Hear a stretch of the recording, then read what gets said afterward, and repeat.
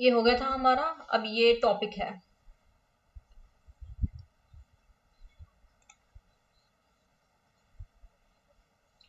खेल कैसे विकसित होते हैं।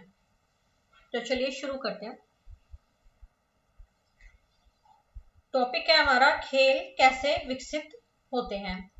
विभिन्न विद्वानों ने यह माना है कि उम्र के अनुसार खेल में अंतर होता है।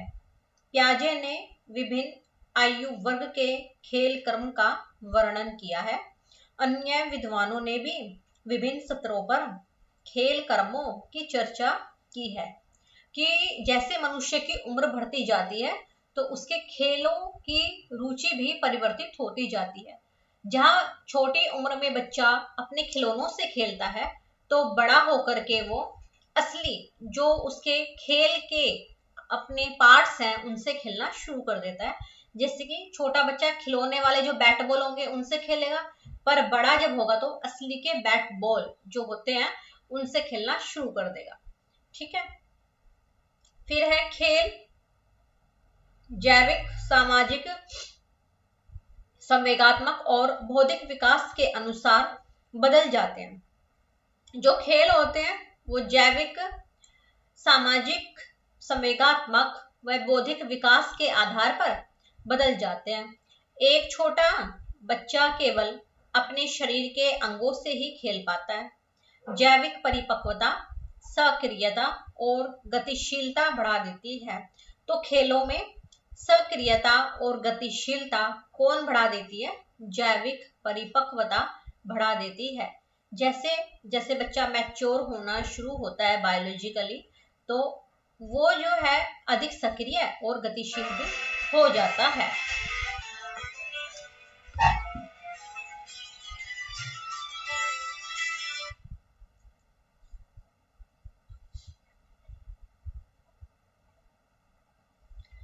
ठीक है। अब देखिए, जिसकी वजह से बच्चे खोजबीन करते हैं और सब प्रेरणा से कार्य करने लगते हैं, जिससे उनकी सामाजिक स्वीकार्यता, योग्यता,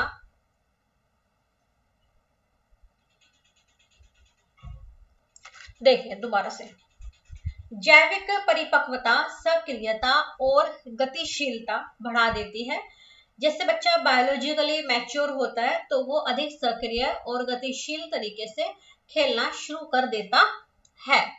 फिर है आगे, जिसकी वजह से बच्चे खोजबीन करते हैं और सब प्रेरणा से कार्य करने लगते हैं। कि बच्चा स्वयं खोजेगा कि उसे कौन सा खेल पसंद है और उस खेल के अंदर वो रुचि लेना शुरू कर देगा। ठीक है। जिससे उनकी सामाजिक स्वीकार्यता, योग्यता और सीखने की क्षमता में वृद्धि होती है। अंततः इस प्रकार बच्चे संवेगात्मक रूप से परिपक्व होते हैं और उनकी बौद्धिक संवेदना में वृद्धि होती है। तो जो बच्चों की बौद्धिक संवेदना है उसमें जो वृद्धि होती है, कैसे होती है? जैविक परिपक्वता के साथ जो है बच्चों की बौद्धिक संवेदना में वृद्धि होती जाती है और एक समय आने पर बच्चे जो है सामाजिक रूप से स्वीकार्य हो जाते हैं। हम प्राय देखते हैं कि बच्चे एक छड़ी लेकर टगबग टगबग की आवाज करते हुए घोड़े की तरह उछलते हैं। इस प्रकार के क्रियाकलाप उनके पुराने अनुभवों पर आधारित होते हैं। इस प्रकार के क्रियाकलाप जैसे कि खुद को घोड़े के ऊपर बैठना उनके पुराने अनुभवों पर आधारित होते हैं। ऐसे कार्यों से वे अपने आनंद और अपनी रचनात्मक क्षमता को प्रकट करते हैं। बच्चे बड़े होने पर अपने खेलों में एक निश्चित पद्धति और क्रम को भी प्रदर्शित करते हैं। प्रथम 2 वर्षों में खेल। प्रथम 2 वर्षों में खेल संवेदी गत्यात्मक खेल, वस्तुओं से खेलना, प्रतीकात्मक और वयस्कों के साथ सामाजिक खेल शिशु खेलों के मुख्य प्रकार हैं। जो शिशु है वो सामाजिक गत्यात्मक खेल खेलेगा या वो क्या करेगा? वस्तुओं के साथ खेल लेगा या प्रतीकात्मक खेल खेल लेगा। वयस्कों के साथ भी बच्चा जो है खेल सकता है। तो शिशु जो है इस प्रकार के खेल खेलता है। बच्चों के इस प्रकार के खेल उनके शरीर के परिचालन पर आधारित होते हैं और ऐसा करके वे अपने हाथों तथा पैरों की परिचालन हेतु संभावना तलाशते हैं। संवेदी गत्यात्मक खेल तब होते हैं जब ऐन्द्रिक और गत्यात्मक गतिविधियों की पुनरावृत्ति होती है। तो संवेदी गत्यात्मक जो खेल हैं वो कब होते हैं? जब ऐन्द्रिक यानी कि इंद्रियों के द्वारा और गत्यात्मक यानी कि हाथ पैरों के द्वारा गतिविधियों की पुनरावृत्ति होती है। ऐसे वे अपनी खुशी के लिए कर रहे होते हैं। जब वे 1 वर्ष की उम्र में पहुंचते हैं तो उनकी रुचि परिवेश की ओर मुड़ जाती है।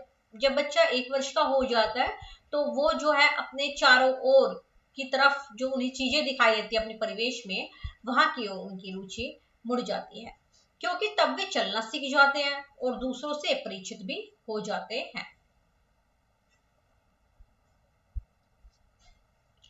वस्तुओं के साथ खेलना 4 से 5 महीने में आरंभ हो जाता है। तो बच्चा वस्तुओं के साथ खेलना कब शुरू करता है? 4 से 5 महीने में, क्योंकि इस समय तक बच्चों का आंखों तथा हाथों का समन्वय हो जाता है और वे आसपास की चीजों को पकड़ने लगते हैं। प्रतीकात्मक खेल 1 वर्ष के पश्चात आरंभ होते हैं। जो प्रतीकात्मक खेल हैं वो कब आरंभ होते हैं? 1 वर्ष के पश्चात आरंभ होते हैं। शुरू में बच्चा जो है वस्तुओं के साथ खेलता है 4 से 5 महीने का। एक वस्तु को दूसरी वस्तु से स्थानापन्न यानी कि स्थान बदल देना करने की आदत छोटे बच्चों में प्राय देखने को मिलती है। उदाहरण के लिए लकड़ी के टुकड़े को टेलीफोन रिसीवर की तरह प्रयोग करना। दूसरे वर्ष तक बच्चे वस्तुओं से खेलने में परिपक्व हो जाते हैं। तो बच्चे वस्तुओं से खेलने में कब परिपक्व हो जाते हैं? दूसरे वर्ष तक परिपक्व हो जाते हैं। आकार और आकृति के अनुसार वस्तुओं में अंतर करने की उल्लेखनीय क्षमता इस समय तक बच्चों में विकसित हो जाती है। तो बच्चे आकार और आकृति को समझने में कब विकसित होते हैं? जब वो दूसरे वर्ष तक पहुंचते हैं। 1 से 1.5 साल के बच्चे वयस्क लोगों के साथ सामाजिक खेल खेलना शुरू कर देते हैं। तो बच्चे जो है सामाजिक खेल खेलना कब शुरू कर देते हैं? 1 से 1.5 साल तक की उम्र में जो है बच्चे सामाजिक खेल खेलना शुरू कर देते हैं। अपनी उम्र के बच्चों तथा परिवार के सदस्यों के साथ अगले कुछ वर्षों तक बच्चे खेलना जारी रखते हैं और कुछ वर्षों तक जो है बच्चा अपने परिवार के साथ भी खेलना जारी रखता है। फिर है 2 से 5 वर्ष का आयु वर्ग। ठीक है, अब उसमें देखते हैं क्या होता है। इस अवधि के दौरान सभी खेल अधिक उद्देश्यपूर्ण बन जाते हैं। खेल अधिक क्या बन जाते हैं? उद्देश्यपूर्ण बन जाते हैं। 2 से 5 वर्ष की उम्र में खेल उद्देश्यपूर्ण बन जाते हैं। सामाजिक खेल के लिए समूह का आकार बड़ा हो जाता है और संयोग तथा समझौते के साथ खेल अधिक चुनौतीपूर्ण बन जाता है।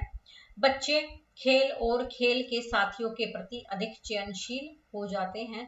बच्चे अधिक चयनशील किस अवस्था में होते हैं? खेलों के प्रति और अपने साथियों के प्रति।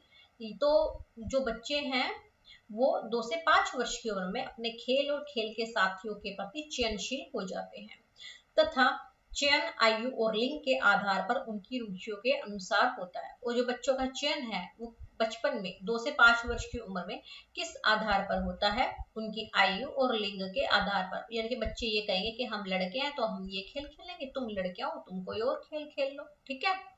फिर है समानांतर खेल और एकल खेल। 2 विशिष्ट प्रकार के खेल होते हैं। 2 वर्ष की आयु के पश्चात बच्चों में देखे जाते हैं। तो समानांतर खेल बच्चों में कब देखे जाते हैं? 2 वर्ष की उम्र के पश्चात। एकल खेल बच्चों में कब देखे जाते हैं? 2 वर्ष की उम्र के पश्चात देखे जाते हैं। एक खेल से तात्पर्य अकेले खेलने से और समानांतर खेल का अर्थ उसी समूह में उसी खेल के स्वतंत्र रूप से खेलने से है। इस अवस्था में प्रतीकात्मक खेल में लगने वाले समय में वृद्धि होती है। इस आयु समूह की एक विशेषता नाटकीय खेल है। नाटकीय खेलों में बच्चे किसी दुकानदार या घर के किसी सदस्य की भूमिका निभाते हैं। तो बच्चे नाटकीय खेल खेलना कब शुरू करते हैं? 2 से 5 वर्ष की उम्र में। या 2 वर्ष के पश्चात जो है बच्चे नाटकीय खेल खेलना शुरू कर देते हैं। जैसे कि बच्चे घर में किसी सदस्य की भूमिका निभाने लग जाएंगे, या कोई दुकानदार बन जाएंगे, या कोई सब्जी वाला बन जाएंगे, या कोई टीचर बन जाएगा तो स्टूडेंट बन जाएंगे कुछ, और कोई चोर बन जाएगा तो कोई पुलिस बन जाएगा। तो इस तरीके के नाटकीय खेल जो है बच्चे खेलते हैं। फिर है 5 से 12 वर्ष का आयु वर्ग। इस उम्र में बच्चे प्राथमिक विद्यालय में प्रविष्ट करते हैं। तो बच्चे प्राथमिक विद्यालय में कब प्रविष्ट करते हैं? 5 से 12 वर्ष की उम्र में। अब खेल के तरीके अधिक व्यवस्थित और नियमित हो जाते हैं। प्रतीकात्मक खेल धीरे धीरे कम होने लगते हैं और खेल अब तार्किक और नियम आधारित बनते हैं।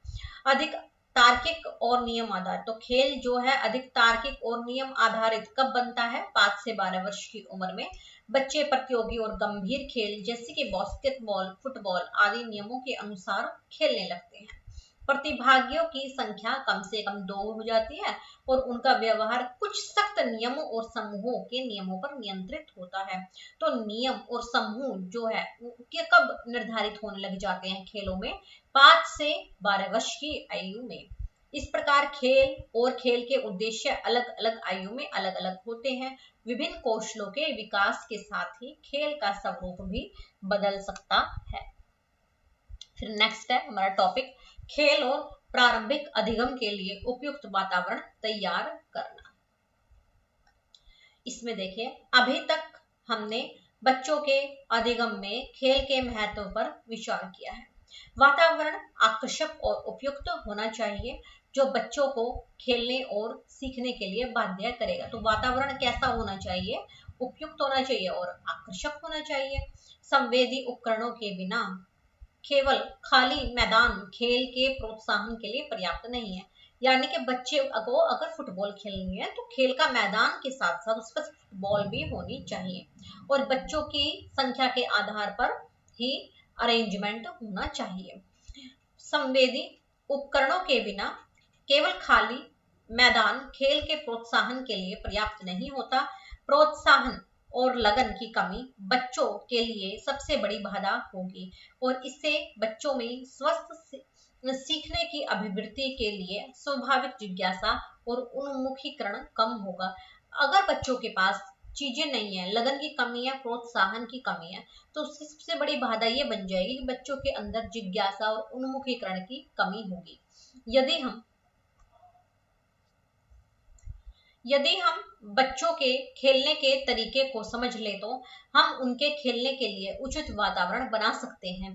खेल के साधनों और उपकरणों के प्रबंधन से प्रत्यक्ष और अप्रत्यक्ष रूप से बच्चों की गतिविधियों एवं उनकी खेल अभिरुचियों में सकारात्मक प्रभाव देखने को मिलता है। बिल्कुल, अगर बच्चों को उपयुक्त वातावरण मिलेगा, उपयुक्त सामग्री मिलेगी, तो आप देखोगे कि आपका बच्चा प्रत्यक्ष और अप्रत्यक्ष रूप से खेल की गतिविधियों में भाग लेने की ओर सकारात्मक रूप से अपना दृष्टिकोण, अपना प्रभाव दिखा रहा है।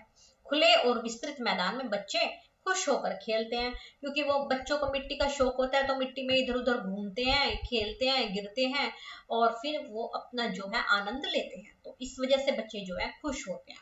जबकि भीड़ भाड़ और संकुचित स्थान बच्चों की खेल गतिविधियों में बाधा पैदा करता है।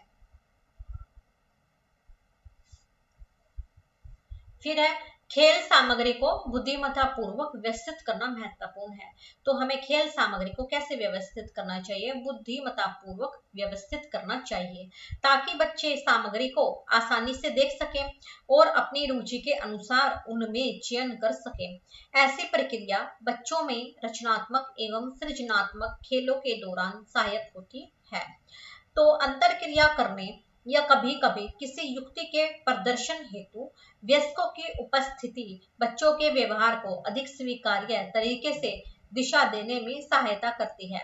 मात्र प्रदर्शन के ध्येय से शेल्फ पर रखे गए खेल उपकरण बच्चों में अवांछित और हानिकारक व्यवहार विकसित कर सकते हैं।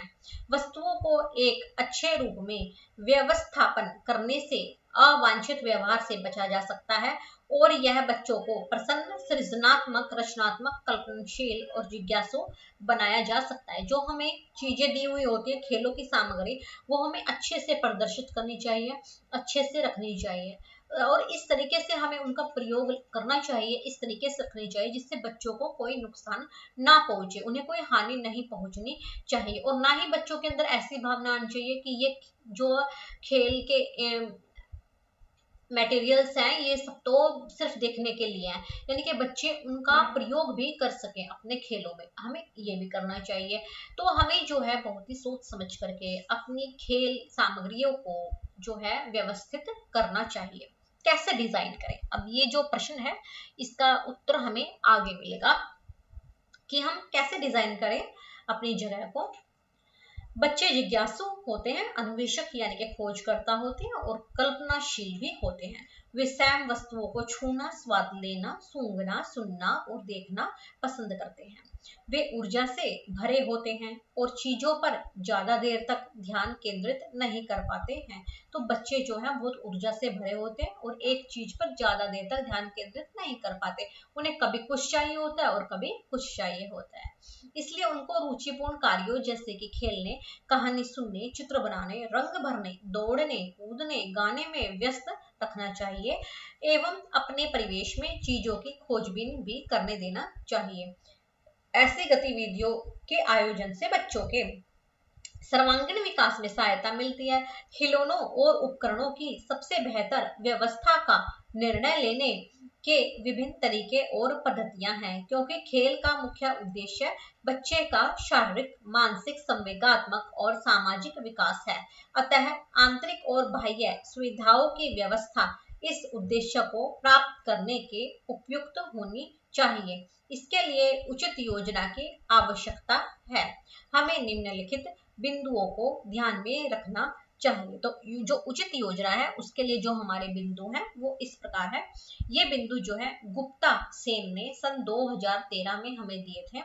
पहला बिंदु है हमारा निरीक्षण और निर्देशन में सहजता और सरलता होनी चाहिए, कि बच्चों को आराम से हमें निरीक्षण देना चाहिए, अपनी रख रखाव में रखना चाहिए और अच्छे से उन्हें निर्देशित करना चाहिए कि कोई खेल उन्हें कैसे खेलना है। बच्चों की हमें सुरक्षा पर भी ध्यान देना चाहिए। स्वतंत्र गति करने के लिए अधिकतम स्थान की व्यवस्था होनी चाहिए कि मैदान बड़ा हो। फिर हमें बच्चों की रुचियों का भी ध्यान रखना चाहिए कि बच्चा किस खेल के प्रति रुचि लेता है और उसे उसी खेल को खेलने दिया जाना चाहिए। समूह की आवश्यकताओं को भी पूरा करना। अरेंजमेंट ऐसी होनी चाहिए कि हर एक बच्चा खेल में भाग ले सके।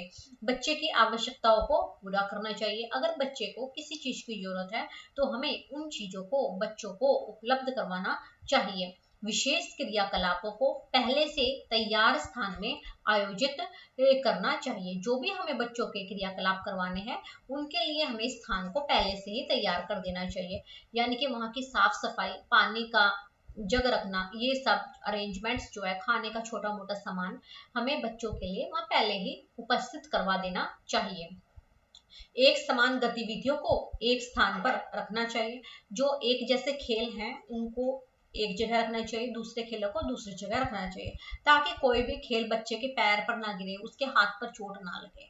यानी कि फुटबॉल वाले बच्चों के लिए फुटबॉल की जगह और क्रिकेट वालों के लिए क्रिकेट की जगह, बैडमिंटन वालों के लिए बैडमिंटन की जगह होनी चाहिए। खेल के लिए उपयोग में आने वाले शेल्फ और फर्नीचर उपयुक्त आकार, ऊंचाई के होने चाहिए। ऐसा इसलिए होना चाहिए कि मान लीजिए छोटा बच्चा है और हम उसे बैडमिंटन सिखा रहे हैं और हम 6 फुट पर नेट लगा दें तो क्या उससे बच्चा खेल पाएगा? नहीं खेल पाएगा सही से। ठीक है, तो हमें बच्चों की हाइट के अनुसार ही अरेंजमेंट करने चाहिए। फिर है वातावरण किस प्रकार संरचित है, यह भी बच्चों की शिक्षा के लिए एक सक्रिय सकारात्मक वातावरण बनाता है, जिससे उनकी संवेगात्मक कुशलता में वृद्धि होती है। तो जो वातावरण है उसकी संरचना जो है बच्चों के लिए, शिक्षा के लिए एक सक्रिय और सकारात्मक वातावरण बनाती है, जिससे उनकी संवेगात्मक कुशलता में वृद्धि होती है और उनके खेलने के लिए बहुत उपयुक्त और बेहतर अवसर भी प्राप्त होते हैं। खेल भाषाई विकास, पढ़ने और लिखने में भी तत्परता, संवेगात्मक परिपक्वता तथा सामाजिक कुशलता बढ़ाने में सहायक होते हैं, क्योंकि खेलने से बच्चों के अंदर से जो है हेजिटेशन वो दूर हो जाती है। शैक्षिक वातावरण आनंददायक, प्रेरक और उत्साहवर्धक होना चाहिए और वहां निराशा और खतरे की आशंका भी नहीं होनी चाहिए। तो बच्चों के लिए वातावरण बहुत ज्यादा जरूरी है। फिर है आपसी सहयोग के अवसर प्राप्त होने पर सामाजिक विकास होता है। वहीं आत्म अभिव्यक्ति और आपसी संवाद में संवेगात्मक कौशल में भी वृद्धि होती है। जब बच्चों को आपसी सहयोग मिलेगा तो उनकी आत्म अभिव्यक्ति भी बढ़ेगी, खुद को अच्छे से व्यक्त कर पाएंगे दूसरों के सामने और अच्छे से दूसरों से के साथ संवाद कर पाएंगे, जिससे उनके अंदर संवेगात्मक कौशल की वृद्धि होगी, यानी कि दूसरे के इमोशंस को जो है बच्चा आसानी से समझ पाएगा। खेल उपकरणों का समायोजन मुख्य रूप से दो प्रकार से किया जा सकता है। यह कक्षा के अंदर और कक्षा के बाहर हो सकता है। इसे हम इंडोर और आउटडोर व्यवस्था भी कहते हैं। तो जो खेलों के का समायोजन है, जिस प्रकार से हमें खेल अपने बनाने हैं, तो वो इंडोर भी हो सकते हैं और आउटडोर भी हो सकते हैं। आप कमरे में भी कोई खेल खेल सकते हो, जैसे शतरंज, चेस का खेल है वो आप एक कमरे में खेल सकते हो। कैरम बोर्ड है वो कमरे में खेला जा सकता है, परंतु कुछ खेल ऐसे होते हैं जो बाहर खेले जाते हैं, जैसे आपके फुटबॉल, क्रिकेट, बास्केटबॉल। तो इन सब को आप जो है बाहर आउटडोर खेल होते हैं, ये इन्हें आप बाहर खेल सकते हो। अब है हमारी आंतरिक व्यवस्था। देखिए